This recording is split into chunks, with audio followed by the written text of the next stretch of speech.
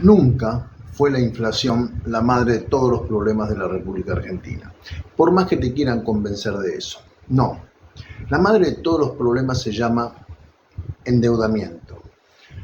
Algo de lo que no quieren hablar mucho y cada vez que te tiran cifras tratan de confundirte y sacarte del eje para que vos discutas sobre cosas que en realidad no son las centrales. El endeudamiento es lo que hizo que Argentina sea un país que no pueda crecer y que siempre esté sometido a las directivas de grupos muy poderosos que son nuestros acreedores.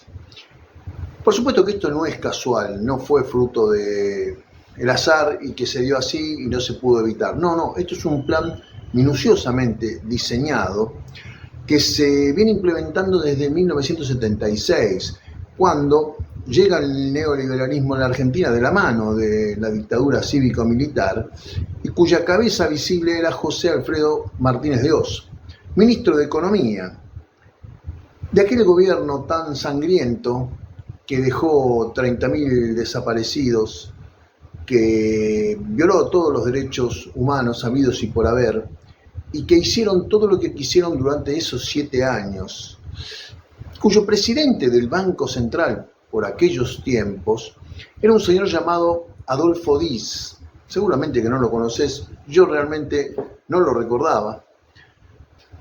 ¿Quién fue Adolfo Diz? Bueno, previamente había sido director ejecutivo del Fondo Monetario Internacional. ¿Te empieza a cerrar un poquito? Sí, Martínez de Oz, un hombre muy ligado a los organismos de crédito internacional, tenía en el Banco Central a un ex director ejecutivo del Fondo Monetario Internacional. Ahí empezás a entender cómo se fue armando todo esto. Por eso a nadie le extrañó realmente cuando durante todo ese periodo nefasto, el más oscuro, el más negro que se tenga conciencia en nuestro país, la deuda creciera de 7.800 millones de dólares que había dejado el peronismo al momento del brutal golpe del 24 de marzo de 1976 y que significaba que cada uno de los argentinos que habitaban este suelo debía 320 dólares.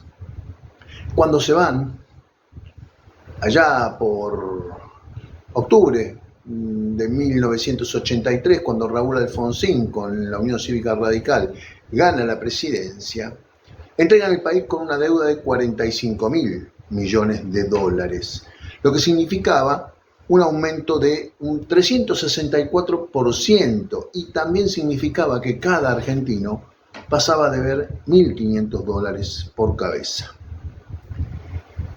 Aquel gobierno implementó medidas que, según decían, sacarían al país del estancamiento en el que se había encontrado en los últimos años. ¿Qué fueron las medidas que tomaron? Bueno, la apertura del mercado nacional a capitales extranjeros. La reducción del proteccionismo. La industria argentina estaba protegida justamente porque si no era devorado por los capitales extranjeros. La liberalización del mercado bancario y también la apertura indiscriminada de importaciones que le dio un mazazo definitivo a la industria nacional que jamás se volvería a recuperar totalmente. Pero además también trajeron la tablita de Martínez de Oz. ¿Qué era la tablita? Era una tablita cambiaria que definía el valor del peso durante los meses próximos. Sí. El crawling peg no es un invento de Milei y de Luis Caputo. No, esto ya se conocía. Y la estrella de las inversiones se la llamó la bicicleta financiera, que consistía en aprovechar la diferencia que había entre las tasas nacionales y las tasas internacionales, factor que fue generando un retraso del tipo de cambio. ¿Te suena conocido? Sí, por supuesto que sí, porque ahora está pasando exactamente lo mismo. En el video de hoy, lo que te voy a contar es cómo terminó la experiencia neoliberal inicial en la Argentina de los años 70 y los años 80, que es una época muy añorada por muchos de los integrantes del gobierno nacional Y hoy la vuelven a implementar con muy pocas diferencias, Y así vas a entender por qué este plan no puede terminar bien de ninguna manera. Triste y trágicamente. Seguramente que lo que yo te puedo contar, si sos un muchacho joven, menos de 40 años, te va a parecer que es una película en blanco y negro, algo que pasó hace mucho. No te confundas, no te confundas. Yo cuando tenía tu edad, cuando tenía 30, 25, también pensé que el mundo se había inventado cuando nací yo y que antes nadie había empezado a vivir antes que yo. Bueno, después me demostraron que eso no era así. Y cuando uno llega viejo se da cuenta de que las cosas que antes pasaron se vuelven a repetir casi cíclicamente. Esto no pasó hace mucho tiempo y muchos de los que participaron de esto están vivos todavía y te están diciendo hoy que esto va a terminar bien, cuando a ellos les salió pésimo y no fue casualidad. Así que acompáñame en este video hasta el final y te lo voy a contar todo en detalle y como siempre después lo debatimos en los comentarios.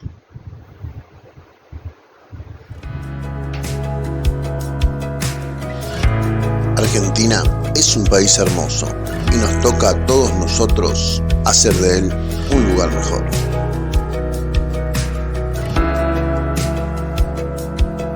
El espíritu de los hombres de Mayo nos debe inspirar y alentar. Mayo significa libertad, es decir, la capacidad de los hombres y los pueblos para asumir su destino y realizarse dentro de un orden. Una libertad responsable para que cada uno pueda elegir, no necesaria, sino libremente. Porque a nuestro juicio, la libertad es una exigencia irrenunciable del espíritu y la condición esencial para la justa convivencia. En nuestra concepción, la autoridad legítima logra su mayor vigencia al fundarse en el principio de la libertad. El bien común se realiza superando los conflictos en función del interés general y a través de la enérgica protección de los derechos humanos de todos los miembros de la comunidad. La libertad de las transacciones cambiarias con la eliminación de los controles de cambio. La libertad de exportación a través de la eliminación de las prohibiciones y de los impuestos a las exportaciones. La libertad de importar con la eliminación de las prohibiciones, cuotas, licencias y en la aplicación de un programa arancelario de reducción gradual sobre un periodo de 5 años. La liberación de los alquileres y la eliminación del control que afectaba la posibilidad de la colaboración de la construcción privada para contribuir a eliminar la escasez de viviendas producida por esa misma causa. La eliminación de las tarifas políticas de los servicios públicos, la eliminación de los subsidios y la libertad para las inversiones extranjeras. Muy buenos días a todas y todos. Primera reflexión, ¿escuchaste a esta gente? ¿Los escuchaste bien? La palabra libertad en boca de esta gente no tiene valor alguno. Utilizan la libertad simplemente para justificar medidas que van totalmente en contra de la libertad. Ya lo hicieron antes, lo van a seguir haciendo. Es un discurso vacío, igual que el de Milei. Milei también te va a hablar de libertad, libertad, libertad, libertad. Son discursos vacíos. Esta gente destila odio. Ayer, 1 de febrero, se realizó la marcha federal antifascista del movimiento, organizada principalmente por el movimiento LGTB, pero que adhirieron muchísimas personas que no tienen nada que ver con la comunidad LGTB. ¿Cuál va a ser la reacción del gobierno ante eso? Bueno, va a ser difícil de predecir porque ellos no suelen hablar de aquellas cosas que les molestan, y esto les molesta y mucho. Esta marcha fue vista en todo el mundo. Hay portales que están reproduciendo lo que sucedió, porque muchos portales de noticias internacionales no están recogiendo la verdad de lo que están provocando las políticas de Milei a nivel de la población. Simplemente miran resúmenes económicos que no reflejan lo que nos pasa a cada uno de nosotros. Anoche estamos haciendo un vivo, justamente con motivo de la marcha realizada ayer 1 de febrero, y el vivo se cayó en determinado momento. Yo no quiero ser conspiranoico, por supuesto. Quizás mi equipo está demasiado viejo y no puede bancarse que 650 personas estuvieran conectadas al mismo tiempo en ese vivo.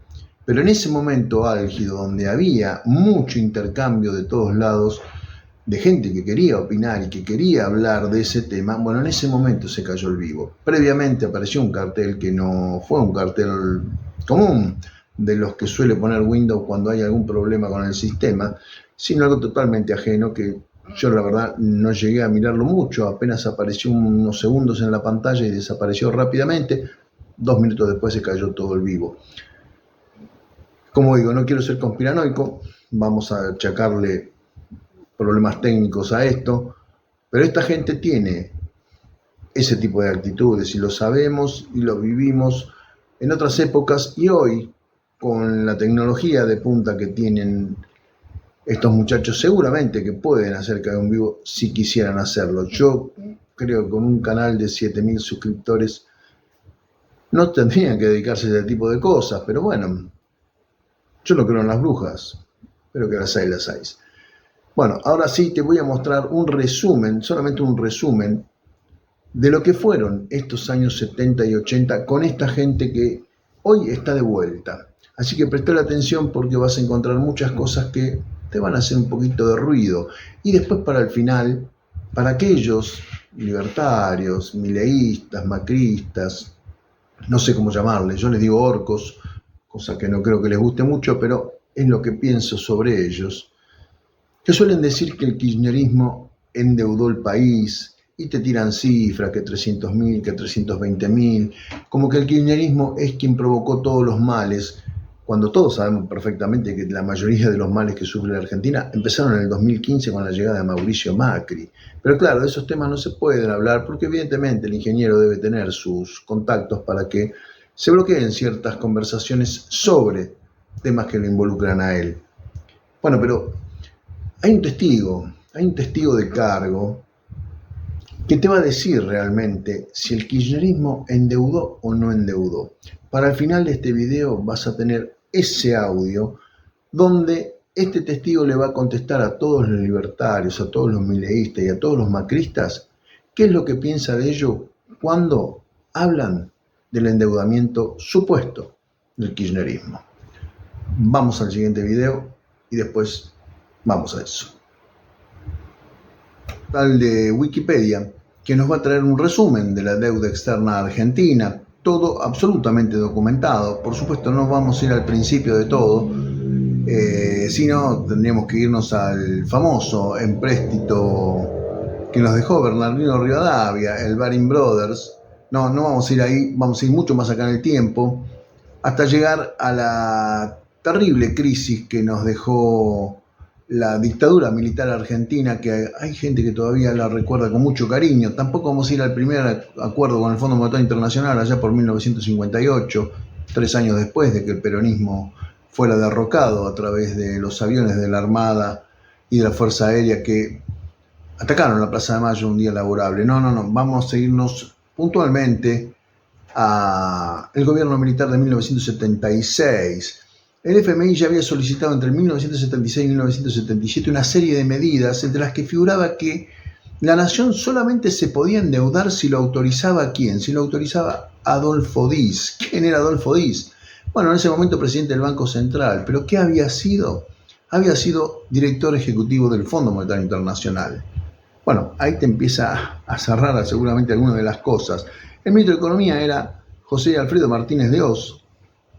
Y bueno, entre las cosas que había solicitado Martínez de Oz tenía que ver con la eliminación de aranceles, siempre la libertad para todos menos para nosotros.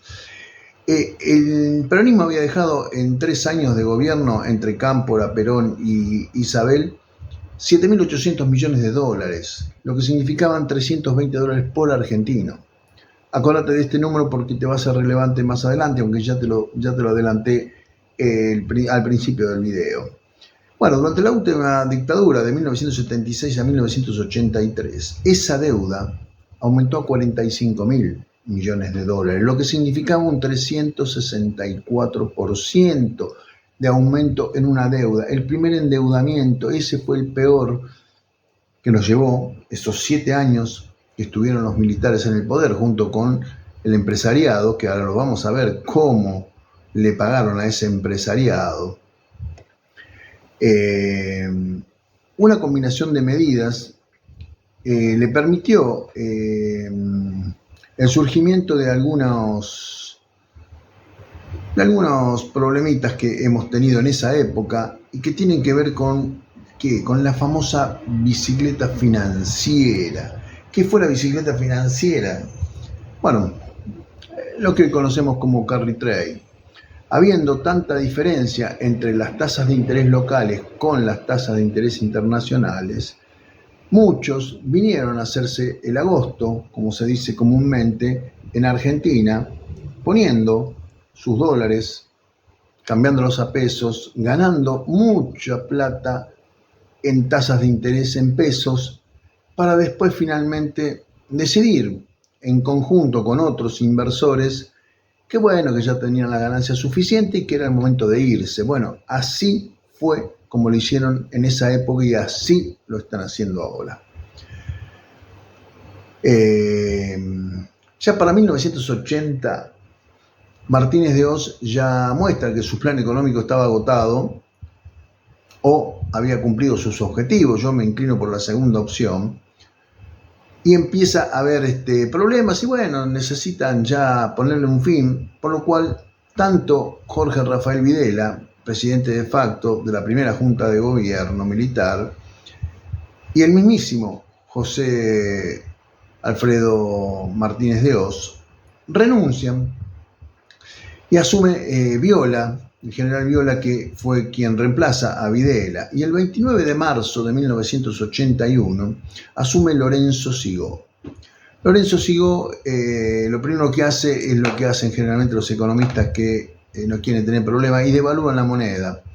Un 35%, obviamente que esto impactó de lleno en el pueblo, que ya venía con problemas, pero que se sostenía por ese momento, pero ya las cosas se empezaron a poner inmanejables. ¿Por qué? Porque cayó un 6% del PBI en ese año 1981, en el que el glorioso Boca Juniors salió campeón con Diego Armando Maradona. Ese 6% de la caída interanual del PBI fue lo que provocó el colapso en muchas industrias que nunca más volvieron a recuperarse. Los precios, ¿cómo aumentaron? Un 155% ese año. Un 155% y es un escándalo. Bueno, ahora festejan un 178%. Milei, Patricia Bullrich, Sturzenegger festejan un 178% como un triunfo. Bueno, ¿viste? Es así esto. Memoria corta. En ese momento ese 155% fue suficiente para que el gobierno militar estuviera contra la pared. Pero ahora un 178 es un muy buen número que hay que aplaudir. Bueno, ¿por qué? Porque te mintieron diciéndote que la inflación iba a ir a un 17.000%. Entonces, claro, los chicos estos que no saben nada, que no conocen nada de historia, dicen, bueno, 17.000%, 178 es un número hermoso. Bueno, esa es la falta de conocimiento. Ante esta situación, el entonces presidente del Banco Central, Domingo Felipe Cavallo, un amigo conocido tuyo seguramente, ese que dijo que el dólar está atrasado ahora en estos momentos, porque seguramente su consultora debe haberle dicho a los empresarios que para esta altura ya había una devaluación nueva y había una liberación del tipo de cambio. Como eso no se cumplió, empezó a tirar piedras, diciendo que como mínimo el dólar está atrasado un 20%. ¿Qué fue lo que hizo Cavallo? Cavallo lo que hizo fue licuar la deuda pública, convirtiéndola en una deuda de todos nosotros. Sí, es la estatización de la deuda externa privada. Esos empresarios que tenían compromisos con el exterior porque habían sacado crédito y no los podían pagar, Cavallo dijo, bueno, los pagamos entre todos. Por supuesto no lo pagó. ¿Quiénes estaban entre esos? Fueron casi 5.000 millones de dólares los que el Estado se hizo cargo gracias a Domingo Felipe Cavallo, presidente del Banco Central, que hace poco tiempo negó esto. En una discusión que tuvo con un economista, lo negó tajantemente, que él nunca hizo eso. Bueno, así funciona la memoria corta. Como sabe que la gente no lee, no chequea, no busca información, dicen cualquier cosa, como por ejemplo negar esto que hizo Cavallo. 5.000 millones de dólares creció. Acordate que la deuda que había dejado el peronismo eran 7.800. Creció solamente por esto, 5.000 millones de dólares.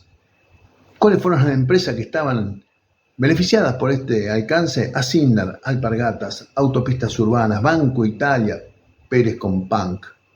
Pero no fueron las únicas, hubo muchísimas empresas más que también fueron beneficiadas. Bueno, finalmente Cavallo, después de hacer este regalito, se va del Banco Central y el nuevo presidente del Banco Central es Julio González del Solar.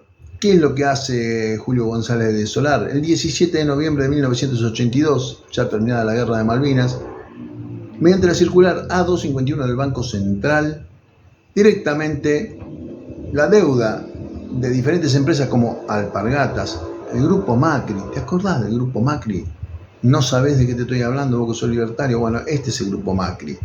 Es un grupo empresarial de la Argentina, con Franco Macri como cabeza visible, Mauricio Macri, y que tienen empresas en Brasil, Panamá y Uruguay, donde era Montserrat Fonseca. ¿Te acordás de Panama Papers y todo eso? Bueno, tiene que ver con eso, lo de Uruguay. Y ahí fueron a parar las autopartes por las que fue condenado Mauricio Macri por contrabando agravado. Bueno, eso es otro tema. Estos son el Grupo Macri, que fue otro de los que se llenó los bolsillos con dinero del Estado, y ahora siempre hablan en contra del Estado, pero ellos se llenaron los bolsillos con plata del Estado. ¿Por qué? Porque quienes estuvieron a cargo del Estado los favorecieron siempre.